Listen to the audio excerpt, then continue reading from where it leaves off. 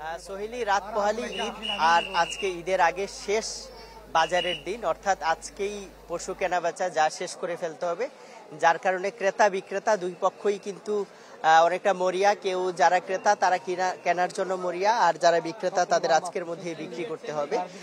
এবং আমরা যেটি দেখেছি যে অনেক ক্রেতা আছেন যারা হয়তো আগেও কয়েকদিন এসছেন বাজারে, কিন্তু আজকের দিনে এসে তারা একদম শেষ মুহূর্তে কিনতেই হবে এরকম।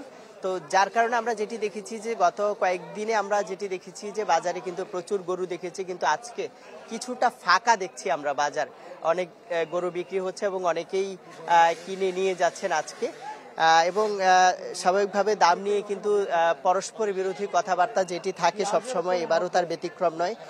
বিক্রেতা যারা তারা যেটি বলছেন যে দরে তারা এখানে বেশিরভাগই তো আসলে ব্যাপারী, এই যে সাগরিকা গরুর হাটে বেশিরভাগই ব্যাপারী, তো তারা যেটি বলছেন তারা যেই দরে গরু কিনেছেন সেই দর তারা পাচ্ছেন না বা লাভ কম হচ্ছে, এমন কিন্তু তাদের পক্ষ থেকে বলা হচ্ছে। অন্যদিকে ক্রেতা যারা তারা যেটি বলছেন যে অন্যান্য বছরের তুলনায় গরুর দাম বেশি, এবং যে বাজেট নিয়ে এসছেন সেই বাজেটে যে আকারের গরু তারা কিনতে চেয়েছেন বা যে ধারণা ছিল সে দামে তারা কিনতে পারছেন। এবং একটি বিষয় যেটি পর্যবেক্ষণ, যে গত কয়েকদিন ধরে কিন্তু বাজারে গরুর দাম বেশি ছিল, তার চেয়ে গতকালকে একটু কম ছিল, এবং আজকে শেষ দিনে এসে কিন্তু আবার একটু গরুর দাম বেশি, এমনটি কিন্তু আমাদের কাছে মনে হয়েছে। এবং যেহেতু আজকে শেষ দিন গরু কিনতেই হবে, এবং এক্ষেত্রে আমি সাগরিকা গরুর হাটে যেটি দেখেছি যে গরুর পরিমাণ কিন্তু তুলনামূলকভাবে অনেক কমে এসেছে। তো যার কারণে আসলে কিন্তু সেটি যেটি দেখছি যে আমরা সেটি অনেকটা দাম বেশি বলা হচ্ছে। আমি একটু খুব সংক্ষেপে একজন ক্রেতার সাথে কথা বলতে চাই। গরু কিনতে এসেছেন, কেমন দেখছেন?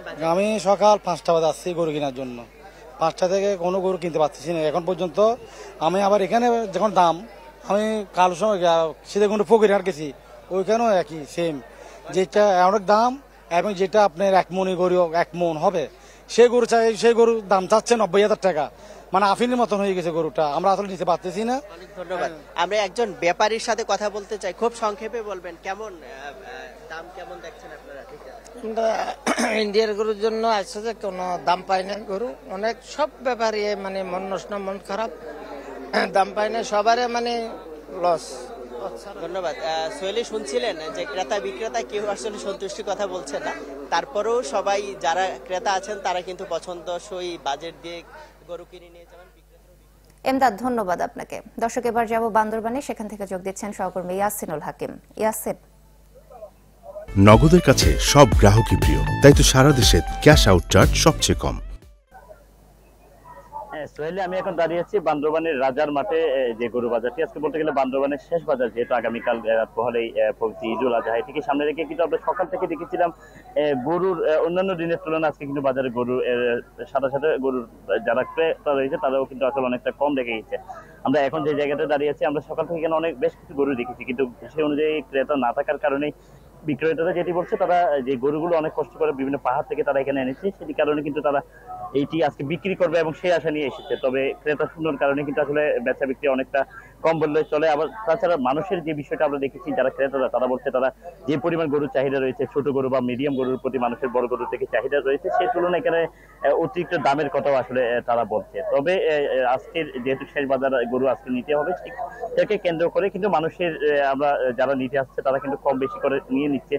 অন্যদিকে গরু বাজারের নিরাপত্তার জন্য পুলিশের টহল দায়িত্ব রাখা হয়েছে, বেঙ্গালুরু থেকে জাল শনাক্ত করার জন্য বিভিন্ন টিম, ভিজুয়াল টিম কাজ করছে।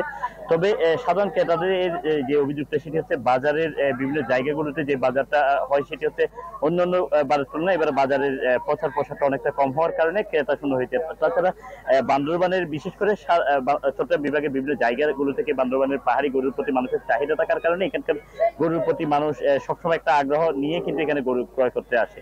সেক্ষেত্রে এখানে দেশীয় এবং প্রকৃতি খাদ্য অভ্যাসের গড়ে ওরা গরুগুলো পাওয়ার কারণে মানুষের চাহিদা বেশি থাকে। তবে এবারে গরুর তুলনায় ক্রেতা অনেকটা কম বলে ক্রেতারা আমাদেরকে জানিয়েছে। তবে নিরাপত্তার বিষয় এবং আগামীকাল যেহেতু ঈদ রয়েছে, সবকিছু নিয়ে পুলিশি নজরদারি এবং টহল দায়িত্ব বাড়ানো হয়েছে, বিভিন্ন জায়গায় ভিজুয়ালি টিম গঠন করা হয়েছে। তবে বাজারে সেই মতো যে বেচা কিনা সেই পরিমাণ বেচা কিনা নাই বললেই চলে বান্দরবানের। সোহেলি।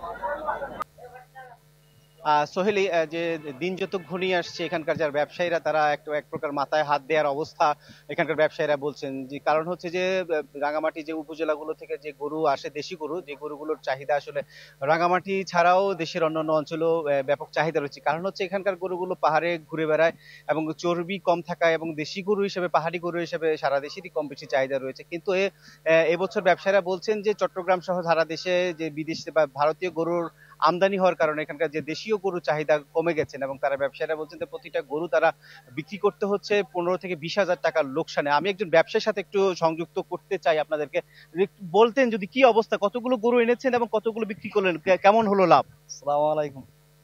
আমরা গরু আনছি 14টির ভিতরে আমরা 10টি গরু রয়ে গেছে।